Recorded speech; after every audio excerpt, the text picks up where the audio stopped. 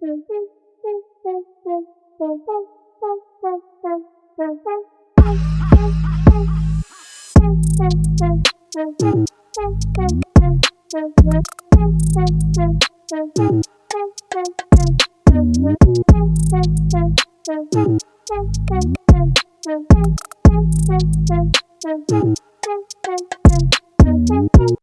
and welcome to First Thoughts. I'm Connor Eyzaguirre. And I'm Mysia Pierce-Lewis. And today we are tackling a movie that I said last week we probably wouldn't be doing, and that's Barbie. Yay! Yeah, this was my team pretty much understandably wasn't that interested. I get it. Barbie is, if you're not seeing movies for free or already interested in it, it's a hard sell. Yeah. But Mysia reached out and was like, "Hey, you seen Barbie?" And I'm like, "Maybe."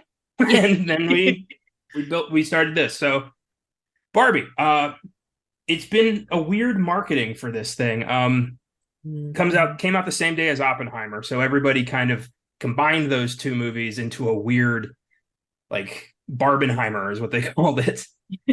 And like one of these movies is about existential dread and not freaking out about your place in the world, and the other one is Oppenheimer. So Barbie should not have been this good. There was this should have been one of the stupidest, goofiest, pinkest movies ever made. Yeah. But you put it in the hands of Greta Gerwig and Noah Baumbach, and you're going to get something with serious gravitas and like a story that matters and people are going to remember.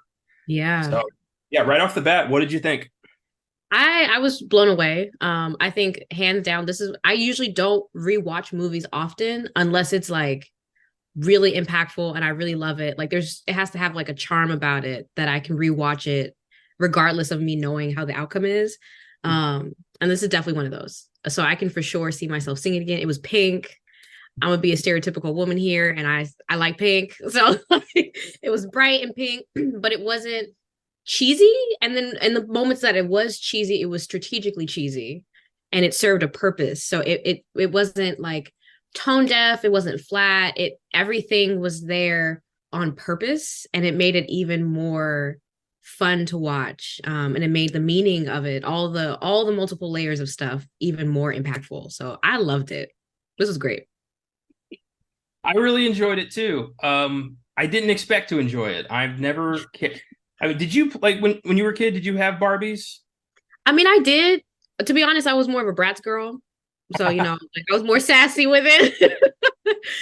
So when the Barbie thing came out, I think initially I wasn't like super hyped for it, but then I started hearing more about like this existential crisis kind of component, and I was like, oh, I wonder how they're gonna do that. So I kind of found out about the element of like her going to the real world. So I was skeptical because I didn't know if this was going to be like one of those like Enchanted, that movie, and that was okay, but I was like, that's kind of overdone, overplayed, but this was great. So I don't know, it made me think about my doll playing days, and I'm like, should I get another Barbie now? I'm sure they've done like a promotional tie-in Barbie or something like that. They had to have done that. Mm-hmm. Well, this is Greta Gerwig's third film as a director, behind Lady Bird in 2017 and Little Women in 2019. Have you seen those movies? I haven't seen Little Women. I've seen Lady Bird. What'd you think of Lady Bird? I thought it was okay. I didn't mind it. Usually not my thing, but I was like, oh, cool. I found that movie obnoxious and impossible to watch. I didn't like it at all. I hated Saoirse Ronan's character. I hated Lady Bird. I thought she was annoying, self-righteous, and incredibly selfish. And yeah, I gotta watch it again probably. Whenever there's like a critically acclaimed movie that I don't like, whenever I tell everyone, they're like, "We should probably watch it again." Yeah, I should probably watch it with you because I'm definitely neutral about it. The whole time I'm just thinking like, just get a job. Just help out. Jesus, your mom's trying. Yeah. But I liked Little Women. I thought that was very cool. That's the only version of that story I've seen. There's a bunch of different. They've made like Yeah. 4 or 5. It's a classic book, so it's Yeah. adaptable. But this one was nice. And then with those 2 films, and also, she's written films like Frances Ha, and she's set to write the Snow White movie for Disney, which is interesting. Ooh. But Barbie just seemed like such an odd go. Like there was I figured this was going to go one of two ways. It was either going to be a huge success and be, a film that she's going to be remembered for, or it was basically going to be so bad we never hear from her again. Yeah. Like it was going to Yeah. be like the guy who did Cats. Like it would have been the That same was thing so would have happened to awful. her. God. I don't think has anyone really recovered from that? Because whenever I see like Jennifer Hudson, I'm like, why did you agree to that? Like it's always in the back of my mind. A lot of the She's actors, Elsa. a lot of the actors were able to bounce back. Like she did Respect, where she played Aretha Franklin, and that Yeah. that was great. Yeah. Uh, but you write and direct a movie like Cats, you work through production and not once are like, this is a bad idea. That's on you. I mean, that guy had an Oscar win under his belt and he disappeared. Wow. Thanks. So I'm really glad it didn't work out that way. This has already been a huge success. It's the highest box office debut from a female director ever. Wow. Yeah, pretty And right awesome. now, Yeah. And I considering the movie subject matter, I just think that's just gravy. yeah. I remember the talk show circuit. Ryan Gosling said this was like the best script he'd ever read, and he was so Not on wrong. board. Yeah. He's not wrong. And he played his part really well too. So I think this was just great. I think the casting was great. I think everyone really put their all into their roles, their respective roles. So it was like a beautiful symphony of just everything kind of coinciding with each other, the storyline, the characters, the actors playing the characters. So yeah, he wasn't wrong at all. It was just hammy enough. Like it was, Yeah. everyone was very well aware of the movie they were making, and nobody was trying to make it too serious in like a wrong way or too goofy. And like it all, like you said earlier, it all worked the way it needed to work. Yeah. Um, so let's just get into this. So this was supposed to happen. This was announced in 2009. Barbie has been a long gestating project, Mhm. and it was originally set with Amy Schumer to star as Barbie. No. And everyone kind of collectively went no, Yeah. and she bowed out. I don't remember why. I'm just glad she bowed out. And then the role went to Anne Hathaway. Mm. I love Yeah, Anne, but not for this. no, I don't know. I don't know what to think about her. Like I hear sometimes I hear like she's like super nice, and then other times I hear she's like ridiculously two-faced and difficult. So I don't, Interesting. yeah, I don't really know what to think about Anne Hathaway. I think she's a good actress, but Yeah. never really wowed me. Yeah. And then Margot Robbie got the gig, and she was perfect. Yes. Yeah, and then I think this like really attests to like Margot's strengths. She could play any character. I mean, she can go from Harley Quinn to this and everything in between. So she's just phenomenal. And I think and it feels so effortless, to be honest. Like whenever you're watching her in whatever role she's in, it's like, oh, this was made exactly for you. So she embodied Barbie perfectly. I did love the bit where she's like crying about thinking she's not pretty, and the narrator chimes in with like, "Margot Robbie is the wrong person to cast, but we're trying to make this point." Yeah. Yeah. I That love the was meta great. humor like throughout. Just the whole idea of like Mattel is very aware of Barbie world and Hmm. is just trying to keep the world separate for Hmm. some reason. Hmm. The like the ramifications of all this didn't really come up. But somehow Will Ferrell as the CEO of Mattel makes sense. I don't know. I feel like in the real world that would kind of make sense.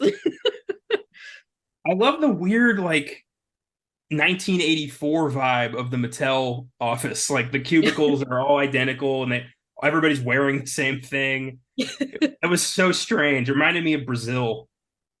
Yeah. Great movie from the 80s. Basically Monty Python does 1984. It's crazy. Mhm. But yeah, I thought that was a great touch. Barbie World. what a concept. Uh, I love the opening with the parody of 2001: A Space Odyssey with the arrival of Barbie and Yeah. the death of baby dolls. That was really cute. Yeah.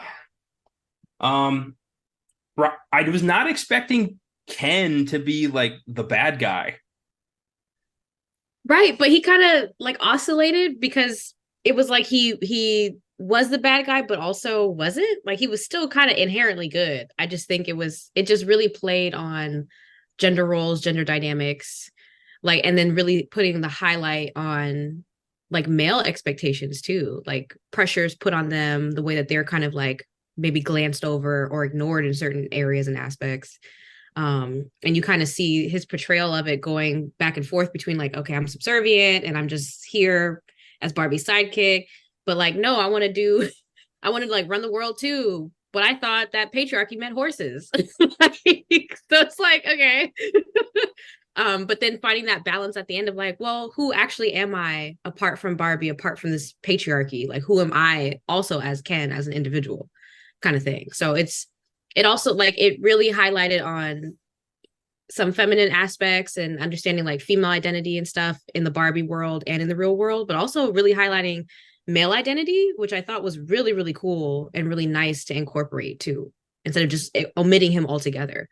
So, Well, I like how the film uses like the identity of the Kens and their role in Barbie world as a metaphor for real life women in the role, like in a patriarchal society, how it's yeah. flipped, and in both worlds, the people who are considered less than are fucking pissed about it and want more. Like that makes, yeah, of course.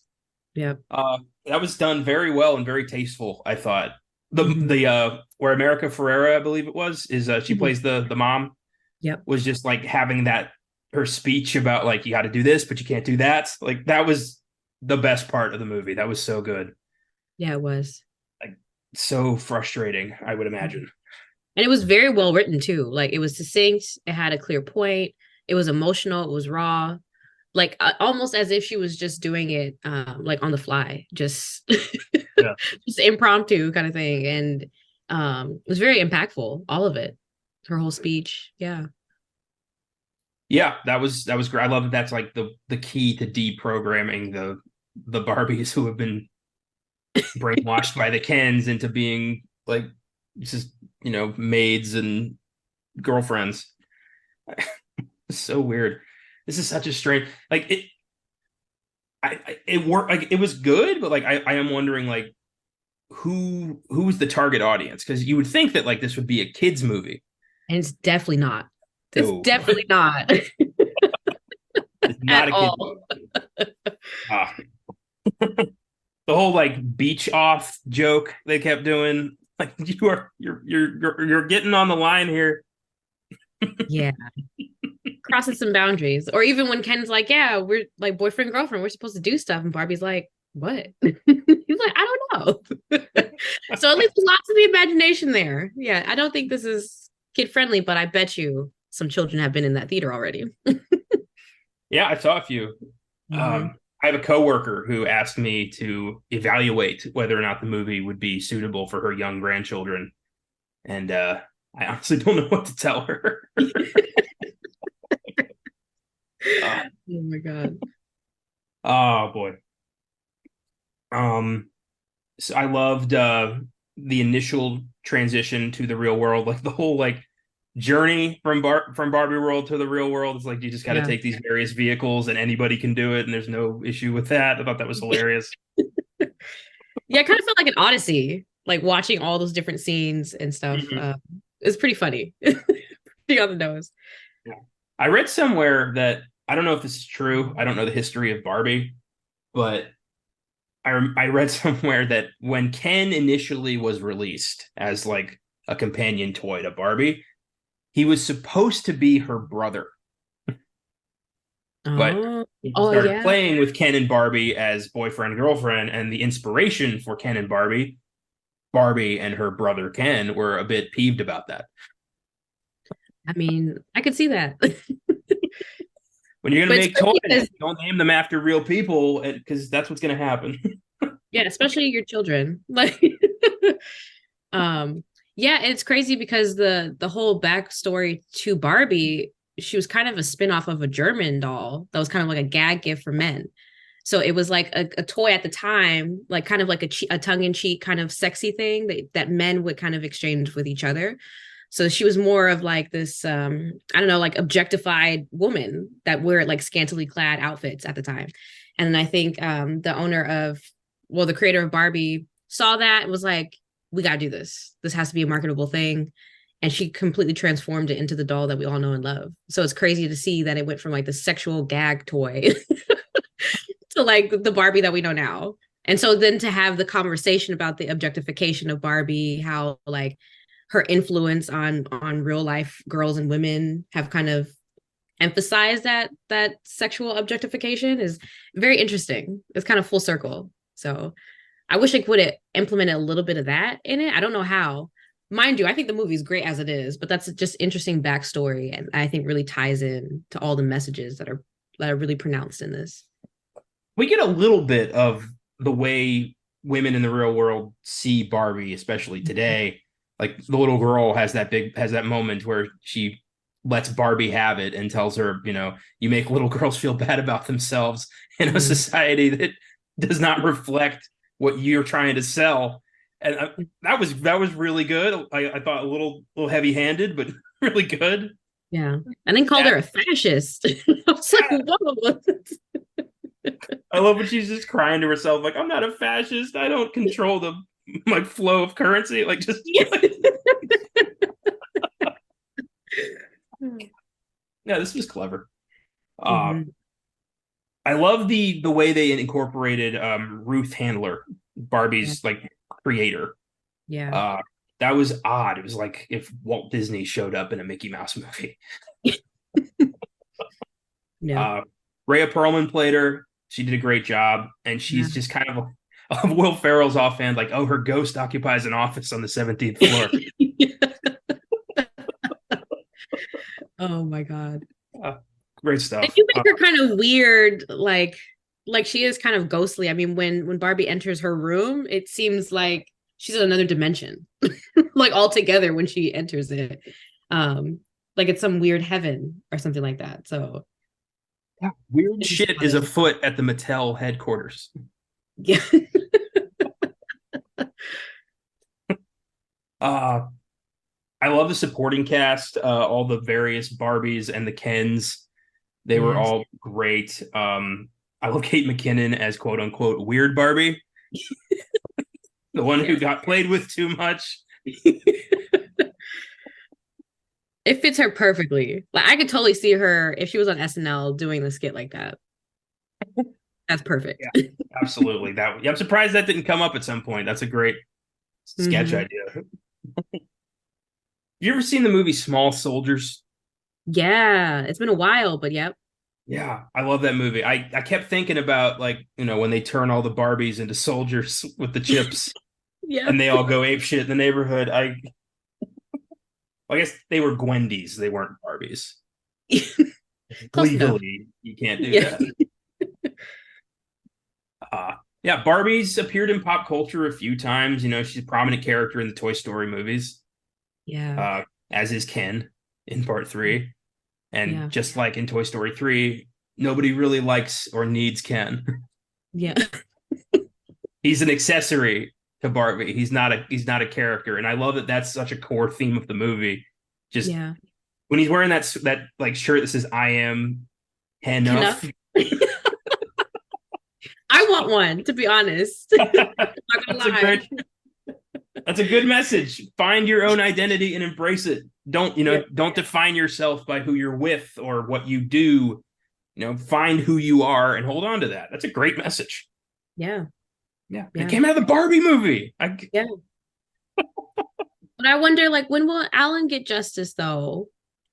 I didn't even know. Was that a real, like, was Alan a real? Apparently. I'm looking that up because I've never heard of Alan. I don't know. I'm pretty sure it came out like way before our time. Alan was introduced in 1964 as, quote, Ken's buddy. Yeah. He was marketed as Sarah did awesome. Ken's friend who could also fit into Ken's clothes. In 1991, they changed the spelling of his name. He married Barbie's friend Midge, the pregnant Barbie. What? He's Midge's baby daddy. That's great to know. This is hilarious. Greta Gerwig really did her research. Yeah. I wonder if she had to sign off, like she had to talk to Mattel about some of this stuff. Like, can I I'm show pretty the sure. Barbie? I'm pretty sure. That's so crazy that they had that. Or then like Skipper, right? Or Skippy? I think Skipper, Skipper. yeah. She like grows boobs. I guess that must have been a real toy. I'm gonna look that It Barbie. was. My mom, I was watching it with my mom, and she was like, yeah, that was a real thing that came out. So she would go like kind of transition through puberty so you could grow her boobs. And I'm like, why did anyone think that was a good idea? Like, Jeez. why? Some ideas you got to wonder how they made it out of the marketing stage, how Yeah. like or in the pitch. Like, I want, hey, how about a Barbie whose boobs grow when you lift her arm? And nobody was like, "Do you even work here? Like, get out of here. Right. Like, These are for children." yeah. That was a I real always thing. thought dog walker Barbie with like the dog that pooped was the weirdest one. It is kind of weird though. Yeah, that's an odd toy to play with. Yeah. But oddly enough, there are a lot of dolls out there that poop. Yeah, Like that's you can feed them that in the doesn't poop. make it better. All those are fucking weird too. I don't get why that's a toy. Yeah. And then you have to like refill the poop because it just doesn't do it on its own. Now, do you have to like go to the toy store? Like, is what back in the day was there a section of Toys R Us next to the baby dolls that was just fake shit? I highly doubt that. But now we've advanced and we have like poop emojis and poop slime. So now you're just playing with it directly. So We've really advanced. We've just stopped being coy about it. I know we've regressed. Say what you want about like male-oriented toys like G.I. Joe and Transformers and shit. There was never poop. That's true. That's true. Yeah, we get all the complicated stuff. Which Just isn't nature. fair. I mean, y'all, I'm sure y'all want to play with robots too. Oh yeah. Used to love that. There's that Barbie doll that had the video screen in her back. I love that. Like, whose dream is this? Nobody's. I really wasn't. It had to have been like a 80s, 90s, Oh yeah, there's probably like early 90s. the cool thing about Barbie is it is a endlessly marketable toy. It's applicable to any generation. You just have to find out what that generation's into, and then Yep. you put Barbie in parachute pants or something, and you've got parachute pants Barbie, Yeah. or you've got not 90s grunge Barbie. Yeah, that's true. Very smart. I wonder what is today's Barbie, do you think?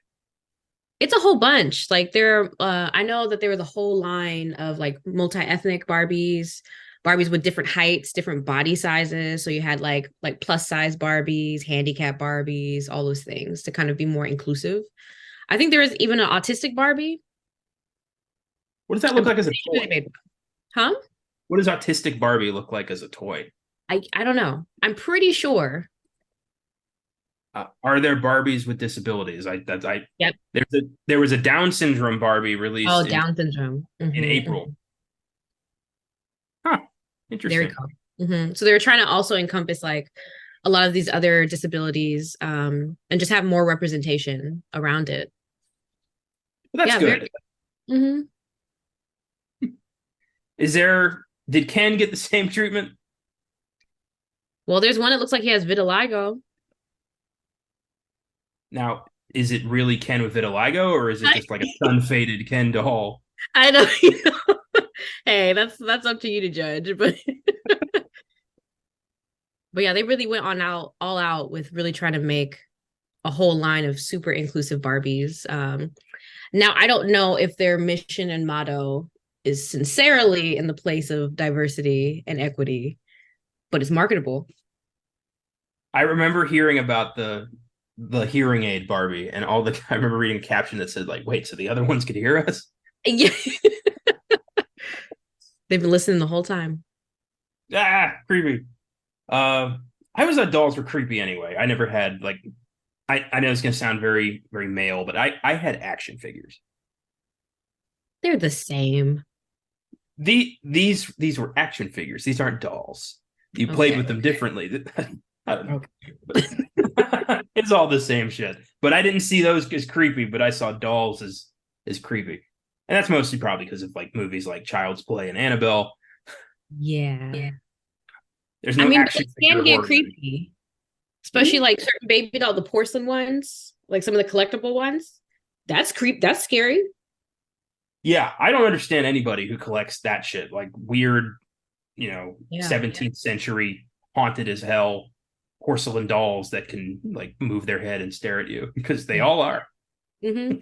My cousin does, and she purposefully seeks out the haunted ones on purpose. Yes. That's an interesting hobby. Yep. So don't go to her house. There's a have you ever heard of Robert the Doll? No. It's a super haunted doll that's in a museum of curiosities somewhere. Hmm. It's reportedly responsible for more than a few deaths. Uh, this museum got a hold of it. If you try to take a picture of it, the picture won't work. Like the picture will come out fuzzy or something. And if you make fun of it, weird shit's going to start happening to you. Like you're going to start misplacing stuff. You're going to start hearing things, and you have to go back and apologize to Robert to make that stuff stop. Oh no. Oh yeah, this is. Where is this located? Is this Let's find out. Florida? Yeah, keep that there. Yes, keep The it. East Martello Museum in Key West, Florida. Oh no. Do you know that origin story? How did he get haunted? What's up? Um, well, here, all right. The doll originally belonged to Robert Eugene Otto, an artist described as eccentric. It was given to Otto as a birthday gift. It's a little weird wooden looking like doll in a sailor suit. Yeah. The doll remains stored in the Otto family home. Otto married Annette Parker in Paris on May 3rd, 1930.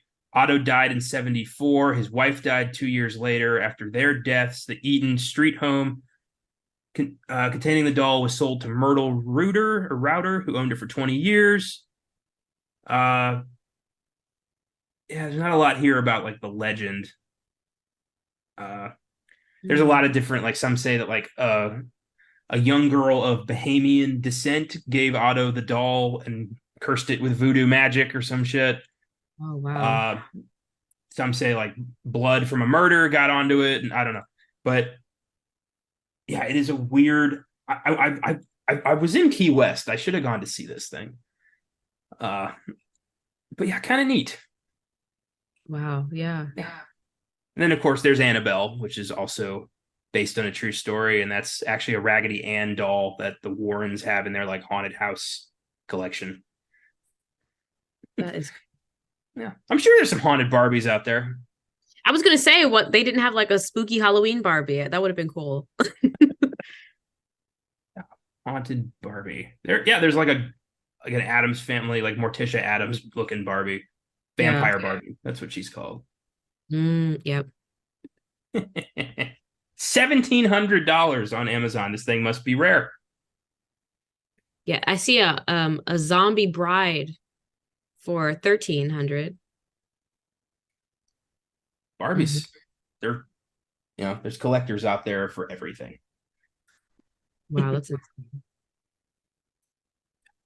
Freaky stuff.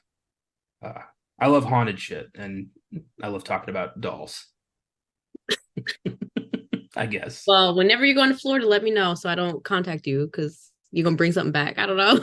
Well, the way it's going right now, I don't ever see myself ever going back to Florida. Yeah. No, I'm good. Uh, did you have like a favorite toy as a kid? Oh, that's hard. It's hard to say favorite because I think I went through different phases of toys being my favorite.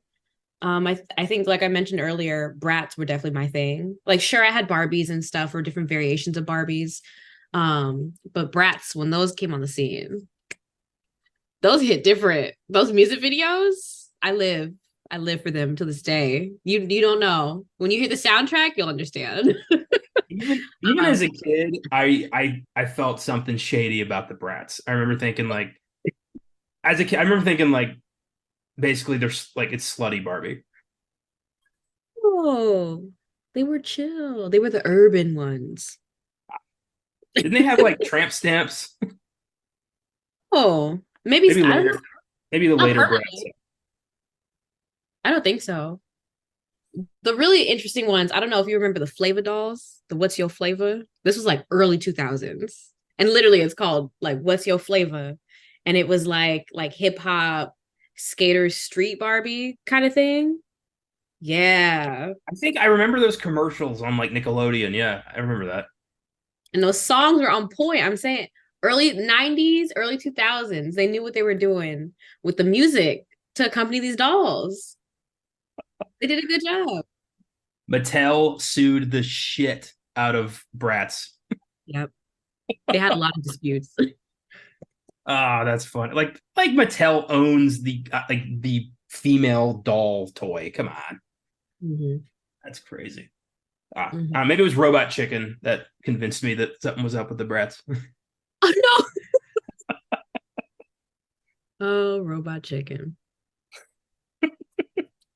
um, I had a I had a Spider-Man toy that was my favorite when I was a kid, and I used to play like games with my reenact movies and come up with Mhm. my own storylines for like why Spider-Man and Batman had to team up to fight somebody and all that shit. Oh, that's cool. Good times. Yeah. See, I would do that with my brats. You know what I mean? The brats and the Yeah. Barbies, but not fighting Surprised, crime. surprised Mattel didn't like knock your door down and give you a cease and desist for combining the Barbies and the Bratz. I know. Oh, funny stuff. Any other like what other moments or scenes of the movie stand out that you want to talk about? There are just so many. I really I wish I could just like buy it now and just keep rewatching it. Well, give it a Because few weeks. The turnaround is crazy these days. You'll be able to get it soon. that's true. Because this is just so good, and I just want to watch it again and pick up on things that I may have missed or kind of like overlooked or just like hear a message again in a different way. I think the incorporation of Alan was just really funny to me. Was really cool. That's He like a started part of kicking all the Ken's asses like at the border. I thought that was I was not expecting that. yeah. Yeah.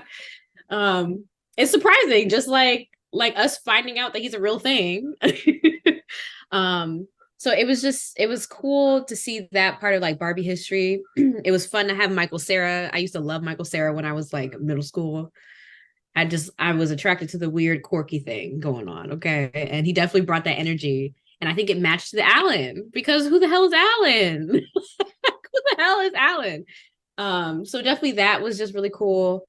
Um, it was just really emotional, the whole movie. I felt emotionally tied to all of the themes, all the messages. Just I felt a level of inspiration. It kind of made me think about my childhood self, think about like my experience as a woman as well, and just how I'm showing up in the world, how dolls may or may not have kind of left an impression on me growing up since I had them, and what that looks like now for me being an adult, and then what are dolls doing if they're as used and played with as they once were, like what kind of like reputation are they leaving and what kind of impression are they leaving on young people today as well, and what that generational impact looks like. This was just really deep, so I just loved all the depth that this movie brought, to be honest. Well, I think that the like any kind of positive reinforcement on a child is going to be good. And if you Yeah. can, now that Barbie is, Dr. Barbie, President Barbie, Soldier Barbie, whatever you want, if you have a doll that a child likes and the doll is telling the child that they can do anything, they can be anything, I think that's great. I think that's a good thing that we should embrace. Now, like 60s Barbie, where it's like you can be a secretary or you can be a nurse, that's fucked up. But current Barbie, I think, is doing good. Yeah. But it is weird that this movie has like just a lot of existential dread inside of it about like, who am I? Is such a huge theme of this film, identity. And I don't have I can't relate to the female empowerment message here, but I can, relate a bit to Ken's search for identity about, I define myself very much by, what I like, what I don't like, my friends. And like, there are times when you kind of forget and find it hard to explain who you are without bringing up that shit. Like, I don't know if I can explain who I am without bringing up like movies. I don't know if I can do that. Yeah. And that's a freaky thing to think about. Yeah. And I don't like that Barbie made me fucking think about that. That's weird. I was not expecting that today. Yeah. I was expecting that from Oppenheimer, but I got that from Barbie. Yeah, no, really. Yeah, and then always remember, Connor, you are Knuff. I am Knuff. You are Knuff. I can beach if I want to. Just don't beach anybody else off. That's I love that his job was just beach. Yeah. That's so funny. And he still couldn't do that well. That wave really picked him up. He was trying to apply as a lifeguard, and he's like, but there's no one dying over here. He's like, and if there were, I'm not qualified to save them. Yeah. Yeah. Yeah, no, the existential thing, that was, I think just in us having this conversation of me having my own experience, like from a woman's lens, and then having yours from a men's lens, and then everything in between, really, it's just like, it really makes you think about your place in the world, period, just as you are, and kind of like have the self-reflection moment within yourself about like, well, yeah, who am I? Who do I want to be? Because I think that's another big theme, is like, who am I? And you're trying to find all these things and all these answers outside of yourself. And I think that's why when Barbie was talking to Ruth, she was kind of like, well, who do you want to be? Like, I can't tell you who to be. Sure, I made you and I had this idea, but like, you don't have to ask me for permission. Like, you have autonomy all on your own. So I think that was really empowering for everybody in the film, for the Kens, for the Barbies, for the audience. It's like, you can tell yourself, I want to do this thing, and then go do it. Well, that bit mirrored so well, like, conversation that a lot of people never really have with their parents about, it's my life. A lot of people's parents, prepare their children for a life that they've had in their head they're going to have. I've had to deal with that myself. And at some point, like, you have to just take charge of your life and figure out what you want. No one can tell you what you want. It has to come from you. Yeah. And that can be anything. It can be, it can be a career, it can be sexual orientation, it can be a lifestyle decision, it can be anything, but it's got to be yours. Yeah. Yeah. Yeah. And I like how Barbie highlights, like, this is scary. I'm confused. I don't know what the fuck to do. I don't know what's going on. I don't know who to turn to. Like, I kind of want to just curl up and hide from the world because I'm scared. Yeah. So it really brought to life those worlds. Is the scariest shit you can do as a human being. Yeah. Yeah. So I like that it was really raw in that aspect. Like, no one knows what the fuck they're doing. No one knows what direction to go to be who they think they want to be. But you just have to try. And I think that was also a really empowering message too, is like, you have to be able to be okay being scared, to be okay not knowing, to be in this ambiguous period, but just keep going anyway. Yeah, this was deep. You got to stop trying to be who you're supposed to be and start being who you are. Yeah. Yeah. And so then I love at the end how she's like, yeah, going to my gynecologist appointment. So I know this is a weird, but earlier in the movie, they pointed out specifically that they do not have genitals. Like, does she now have, because she's chosen to be human? That's now a thing?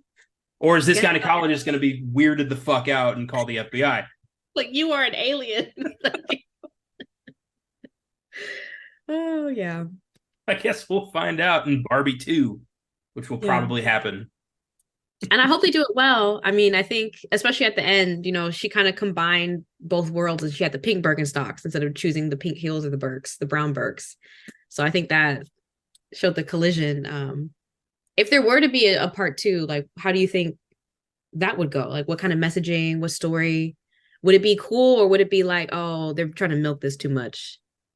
There would definitely be a certain degree of milkage, but I think the film would lead into that, kind of like 22 Jump Street.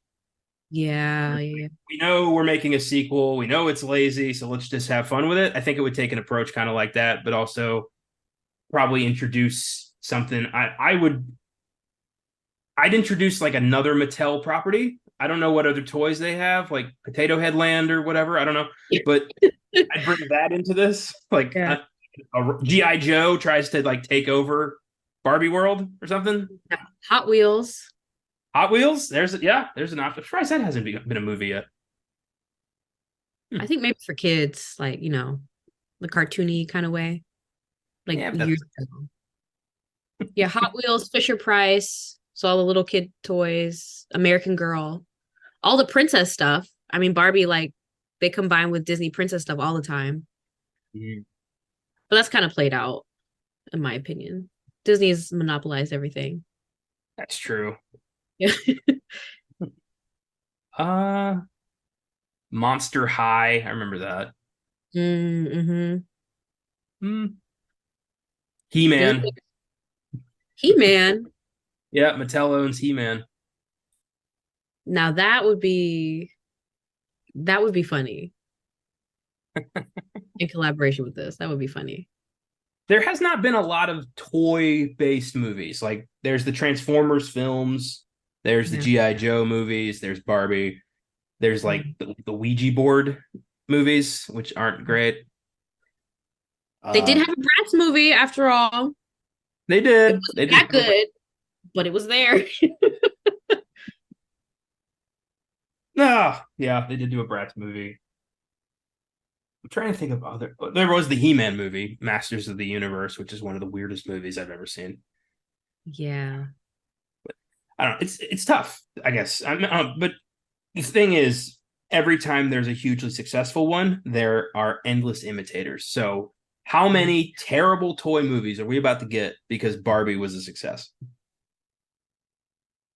I hope not a lot because I think it's gonna be like I hate to say it, but it will end up being like all the Marvel movies. Like just kind of the same formula, just different character, and it's like, okay, we're doing this over and over again. It's like purgatory, endless loop. I know I get Marvel bored of it. Marvel was on top for such a long time. They were the gold standard of superhero movies and interconnected universe. Everyone was like, "Oh, they got another hit and it's so good every time." And then something changed. And Yeah, now they're almost a joke. And that's so sad because they were so good. they were. And I don't know if that's after Disney picked it up that it started to kind of change No, or Disney picked it up right at the beginning. Like that was oh, not the it was Disney Plus that fucked this, basically. Uh, mm-hmm. Bob Iger, the previous CEO. Oh no, Bob Iger's the current. Chapek, the previous CEO of Disney. He greenlit a bunch of content for Disney Plus, like all the Marvel shows that pretty much like oversaturated the market, got people less excited. You had movies like Eternals and Ant-Man 3 and Thor 4 that just underwhelmed people. And you can give people 100 great movies in a row in a franchise, you give them one bad one and they are gone. Yeah. There's no loyalty when it comes to audiences, not anymore. Yeah. Oh. Yeah, but that's for another time. When we do the Marvels, we can talk all about that. And I'd be down.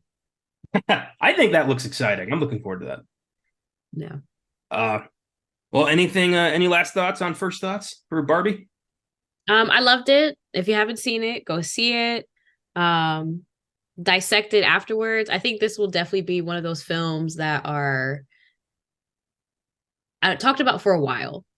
Um, and then dissect. I'm pretty sure there are hundreds of articles already online, like talking about all of these themes and its impacts. So it was fun. It was deep. It was entertaining. It was just a great story, great execution, great everything. I loved it. And I just love the Kenergy of the film. It was great. I recommend watching Ryan Gosling's press junket throughout this whole movie because he talks about this movie like it's the greatest performance he's ever given. It's like this is his Godfather, and he's just like he talks about the nature of Kenergy and what he had to do to channel that, and like he took this insanely seriously.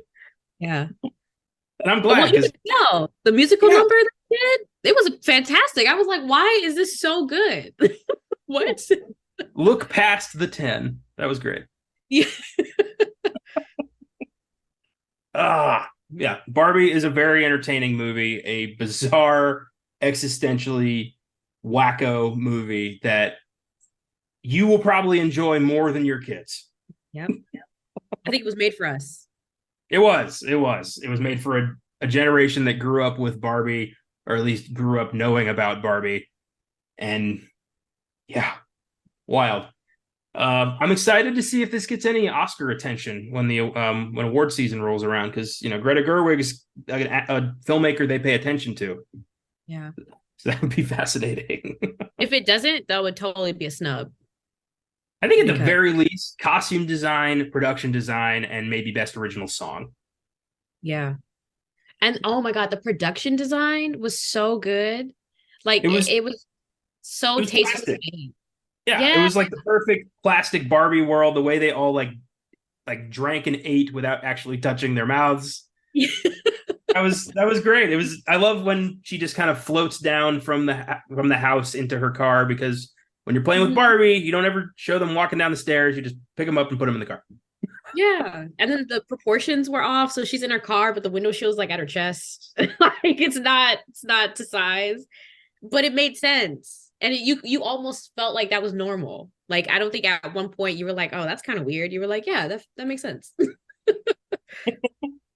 Yeah, it was very creative.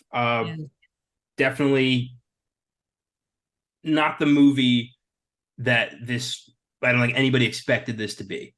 Yeah. So this is going to be like the big surprise, like happy surprise of the year, I think. Yeah. So congrats to Greta Gerwig for not tanking her career. Good job. Yeah. I'm excited to see what other stuff that she comes out with. Well, like I said, she's writing Disney's Snow White remake, so that'll be her next thing. So that could be interesting. Well, I will we're going to try to have an episode on Oppenheimer pretty soon. I'm working on that. And then next week, or this coming week, we have Talk to Me and Haunted Mansion, which we'll probably end up doing. We'll have to see. But yeah, go see Barbie.